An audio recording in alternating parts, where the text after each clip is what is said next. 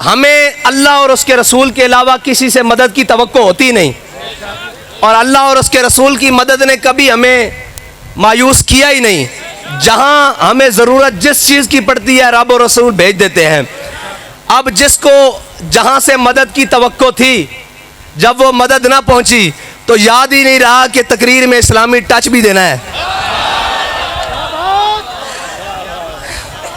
جب اسلامی ٹچ دینے کی بات آئی تو میں نے کہا یاد رکھنا اسلام ٹچ سے نہیں آتا۔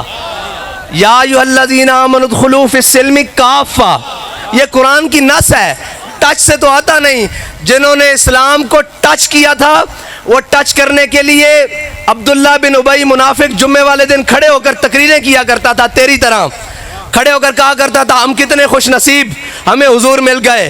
لیکن اس نے اسلامی بات کو ٹچ کیا ہوا تھا، اس نے صحابہ کی طرح اسلام کو مانا نہیں تھا۔ اسی لیے وہ غزوہ احد کی طرف جاتے ہوئے مقام شوط، غزوہ احد مدینہ پاک سے 3 میل ہے، وہ مقام شوط 1.5 میل سے واپس آ گیا تھا۔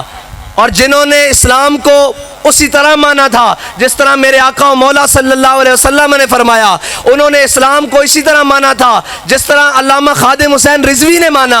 انہوں نے اسلام کو اسی طرح جنہوں نے مانا تھا، انہوں نے کہا یا رسول اللہ آپ ہم سے پوچھتے ہیں بدر جانا چاہیے کہ نہیں جانا چاہیے؟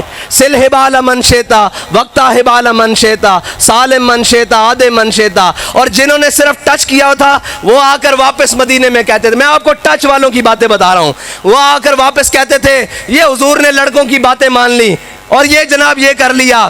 ہمارے لوگوں کو بھی جنہوں نے صرف ٹچ کیا ہوا تھا وہ کہتے ہیں ایک لڑکے کو امیر بنا لیا انہوں نے، وہ مانتا ہی نہیں ہے کسی کی۔ میں نے کہا اس لیے کہ ہم ٹچ والے تو ہیں نہیں کہ کسی تگڑے کو دیکھ کے سر جھکا لیں، کسی زوراور کو دیکھ کے کہیں گے نہیں جی ہم آپ کی ساری باتیں مانتے ہیں۔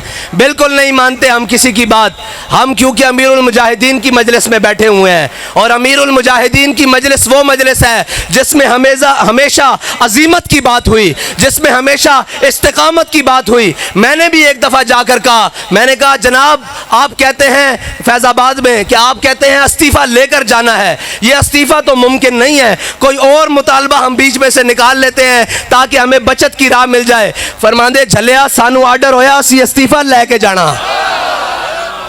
جس کا یقین اتنا پختہ ہو اس کے کارکن شیلوں اور گولیوں کے سامنے کھڑے ہوتے ہیں۔